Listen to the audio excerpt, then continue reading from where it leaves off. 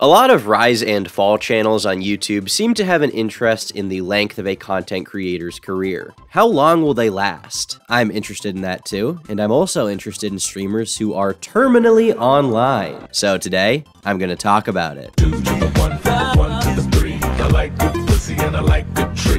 I once again apologize for my voice being even more nasally than usual. I'm still sick. I've been drinking like 4 teas a day for the past like 4 days. That's how bad it is, okay? That's how you know it's really bad. Oh, and also, hello ladies and gentlemen, and welcome back to the Tom Dark channel. I'm your host, Tom Dark. Twitch as a site has been a pretty important platform to the internet for a few years now. It's certainly allowed me to make some videos where I make fun of streamers and make some money, you know? And there are a lot of other channels that have talked about streamers a lot on YouTube, even outside of the commentary scene. Twitch and its streamers are so relevant that you can make a considerable living just talking about those streamers on the site and what they do. Streamer news, Twitch clips, right? It's basically its own genre of content on YouTube with people who put ads on that kind of thing. Which, to me, is a testament to how relevant the site and its users are, right? You can make money just by talking about them, basically. And with how popular these guys are, you also have some of the mainstream media talking about streamers. Such as in this article from the Washington Post titled, "Up All Night with a Twitch Millionaire, the Loneliness and Rage of the Internet's New Rock Stars." And here we can actually see Tyler One hanging out in his streaming room, which, not gonna lie, I expected to be like a little nicer, I don't know, a little more finished considering the amount of money he's making, but you know, I guess he likes to keep it simple. A lot of the time, articles from more mainstream sources about YouTube, Twitch, and the whole online content creation scene can be kind of misleading. They can be kind of out of touch, kind of misinformed. But you know what? Maybe this one won't be. I know it's going to talk about being terminally online a little bit. It's going to talk about streaming, and both of those things interest me a lot, so let's take a look. Just before midnight, 6 hours into his 10-hour Twitch livestream, Tyler Steinkamp's rage begins to erupt. He's just scarfed down a dinner of cold chicken fingers over the sink during a 3-minute ad break and raced back to his computer, where he's playing the battle arena game League of Legends. You can totally tell, like, this article, you can tell who it's written for because they have to say the battle arena game League of Legends, because you know, they're assuming the readers have no idea what League is. As 28,000 people watch, his face is broadcast onto the screen, alongside convulsions of neon warfare and a raucous chat box overflowing with 280 messages a minute. An anonymous audience is demanding his attention and unloading on him for every mistake. He has 4 hours of on-camera time to go. It's going to be a terrible day, he tells a Washington Post reporter before turning back to his screen to read one chat message aloud. Does League make y'all depressed? Yeah, it does. It's going to be a terrible day.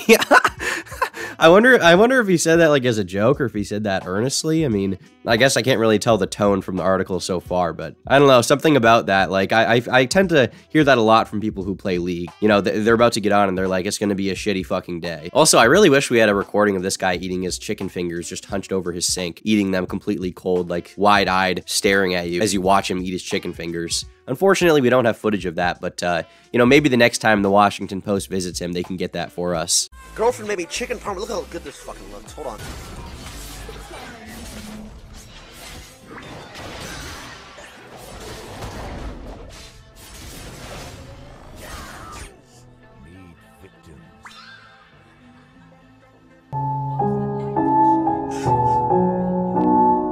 I think it's always interesting to me to hear about these streamers that play games all day, and the games are games that they just fucking hate, and they play them either because they're actually really good at them, or because they're very successful with the game on Twitch, like a lot of people watch them. I think a lot of people would read this article and be like, hey, if you hate the game so much, then why do you play it? You know, why don't you just change? But the answer is obviously because he would probably cut his viewership, like, you know, in half or something if he stopped playing this game that so many people want him to play. Despite the fact that he hates it, it also makes him a lot of money, like a ton of fucking money. And he also probably just does it because he has no desire to work some other job, right? Working anywhere but content creation is infinitely worse than working in, like, you know, the Twitch space or the YouTube space, right? Working in a cubicle, working at McDonald's, working fucking anywhere else is gonna make you hate yourself way more than any work you have to do on your computer. I mean, if you Twitch stream, you don't even have to leave the house. You can just play video games all day in your gym shorts and not have to do any real physical labor or anything super mentally taxing. But some of these guys just, like, hate it, like, despise it. And honestly, from YouTubers that I know, a lot of them probably hate it more than you would think. I know several people who do content creation for a living, And it kind of seems like every time I talk to them, they're fucking miserable about it, right? Every time we talk about making videos, they're like, fuck, I have to make a video. I want to die. I don't want to make videos. I hate my life. But they make that sacrifice like you would with any job you get kind of like this because, you know, sitting in your pajama pants making some dumb video or sitting in your pajama pants playing video games and having some people watch is way better than any other job you could have, even if there are parts of it that really suck. So they basically determined that, like, you know, it's worth it. As Lol Tyler 1, his Twitch audience expects him to be tirelessly brash and dominant. But Tyler is trapped in a losing streak, and he's been reeing from too little sleep. Wait, actually, sorry, this says reeling. I read that as reeing for some reason. He dies in an in-game brawl and snaps. I'm so over this shit. Another 282 messages blast in. At 26, Tyler is a millionaire and one of the internet's most popular streamers. For 50 hours a week, he broadcasts himself playing video games from his cramped living room in his 900-person Missouri hometown to 4.6 million followers, watching from around the world. He earns more than $200,000 a month in Twitch ads and viewer subscriptions, sponsorships with Nike and Doritos, contracts with giant esports teams, fan donations, and merchandise sales have earned him millions more. 200 grand a month, Jesus Christ! I mean, from what I know about Tyler, you know, he works a lot and his fans are loyal, so I'm not trying to say that's like undeserved or anything, but I mean, just like Jesus Christ, thinking about that amount of money is nuts. Maybe it's kind of cliche to say, right? But it's always cool to me to think about how much streamers and YouTubers can make. I also like the fact that he still lives in like whatever middle of nowhere town he's in, because I personally, as someone who is doing YouTube for a living, have literally no desire to move to Los Angeles or New York, right? I'll travel there now and then, but I have no desire to live in one of these like center of the world places that a lot of streamers and YouTubers move to. And I would say I'm not going to knock anyone who moves to LA when they blow up, but you know what? I actually will mock them a little bit. I think that the reason a lot of streamers or content creators have difficulty when they blow up or become so unrelatable and out of touch when they blow up is because they live this super crazy lifestyle of trying to chase drugs and parties all the time and be part of this like weird West Coast e-celeb culture. And all of that is fun and cool, but I think those things need to be in moderation. So for people like me, it's better to just like stay where I am instead of moving to the West Coast and have my brain poisoned by whatever is in the water over there. I'm staying away from that. And on the topic of the amount of money that Tyler is making, I think it's important to keep in mind that while he does make a lot, right? And you know, there are streamers that make even more than him, like XQC. Compared to the biggest YouTubers, it's actually not that much. I would venture to say that the Paul brothers individually have had years where they've made in excess of $25, $30, $35 million. Like, they are fucking loaded beyond belief, and it's not just from YouTube ad revenue, but primarily, I think, merch sales, sponsorships, deals with, like, bigger companies, because they've really managed to integrate with the mainstream in a way that I don't think Twitch streamers quite have yet, right? Some of them have, but for some reason, Twitch as a platform is not quite there, and I don't exactly know why that is. Maybe because the content creation thing, as far as video goes, is more digestible. It's more easy to kind of, I don't know, understand from the outside, whereas I think Twitch kind of has a culture to it, and the site, for that reason, is not as big. For context right now, like, XQC is the biggest Twitch streamer, I think, right now, and he makes a lot, right? He makes a lot if you saw the Twitch payout leaks, but Mr. Beast probably makes like 10 times what he made, if not way more. When he dropped out of college to stream, Tyler cast himself as an alpha among dweebs, known for crude humor and wild gameplay. To a generation raised by the internet, he became bigger than a rock star. Fans pay him every month for access and intimacy, which he provides in great amounts, allowing nearly every day of his life, from his virtual battles to his most real-world moments, to be dissected and criticized. Streamers like Tyler form the backbone of the creator economy, and with their lives on permanent display, they've pioneered a raw form of entertainment. While Instagram and TikTok value viral perfection, Twitch fans flock to more unpolished streamers. No one can stay perfect on a 10-hour marathon. And this is what I was talking about earlier, right? This whole creator economy around making content on YouTube, on Twitch.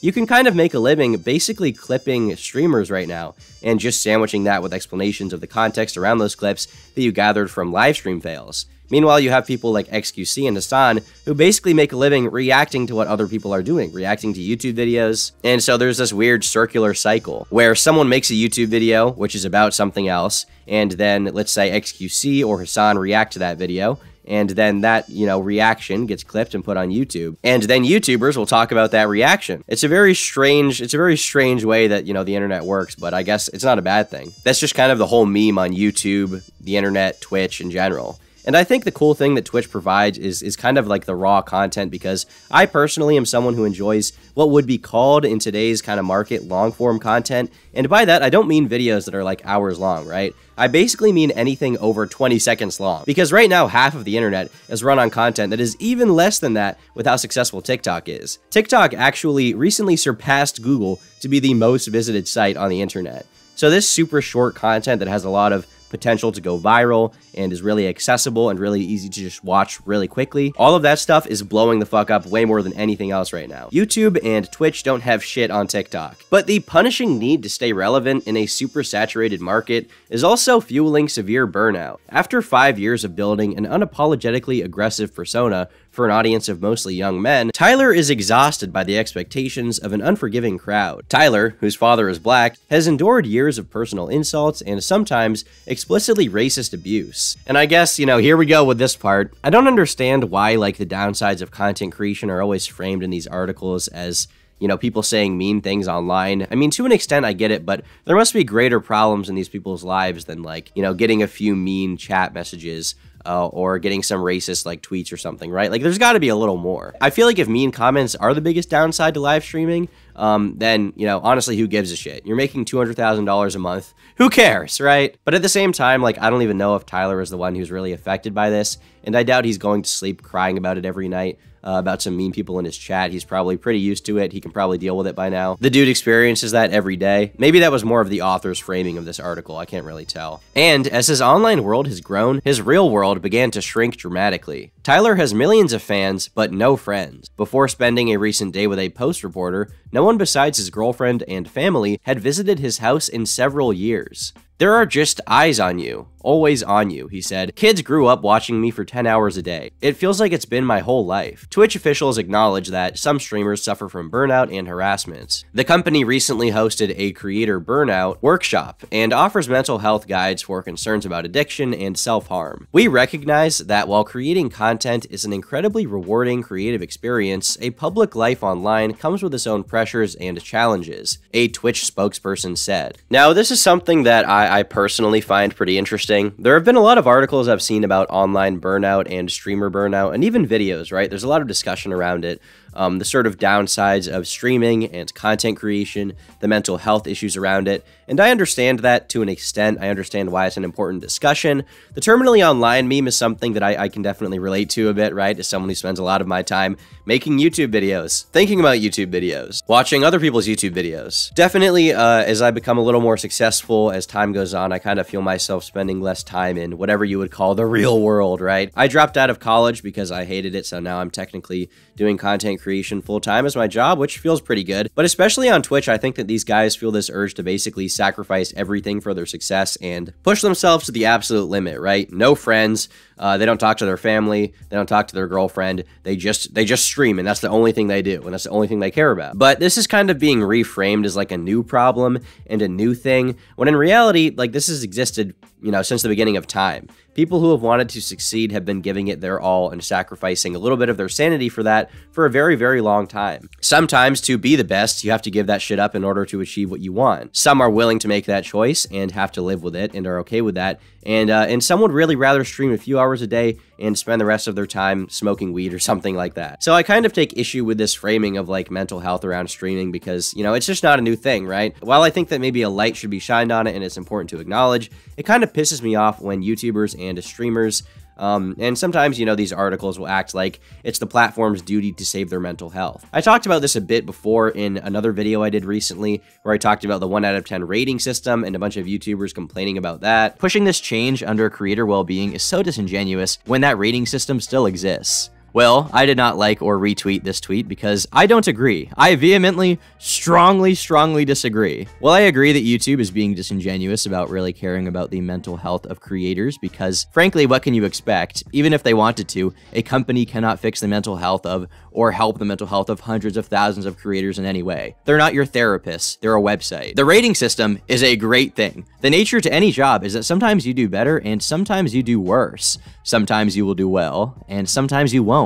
And to do better, you need to be told when you're doing worse. This should not be a mental health related issue. This has nothing to do with that. This article I don't think is necessarily pushing that same kind of idea, but it is frustrating when people act like these websites need to be responsible for their mental health. Like, no, they're not. You are responsible for your mental health, no one but you. But as I read on, this article kind of paints a somewhat like miserable picture of Tyler's life, and honestly, it sounds kind of sad. Like, I don't know, it's a very depressing read, to be honest with you. Like, this next part is probably like some of the most depressing shit I've read about a streamer. Some days he doesn't have the energy to become the amped up warrior his crowd expects. He tries to fake it, he said, but he can't always come alive. If you take one day off, they're like, "Where were you, bro? How could you?" he said. So I don't miss days. Ever. When he stops streaming in the hours before the sunrise, he's often too drained to speak, peeling off his headset, rubbing his face with his palms. On off days, he rests his throat, going entire weekends without saying a word, lying in bed watching 10-minute YouTube movie recaps on his phone. He still enjoys the thrill of competing, sparring with hecklers, and captivating a crowd, but he sometimes looks in the mirror at the rings under his eyes and thinks about how blissful it must be to work in a cubicle, free to sit silently, do nothing, and think. He's feeling more anxiety than ever and more obsessed about control, getting worked up if his headset feels off, his chair sits weird, his mouse has moved even an inch.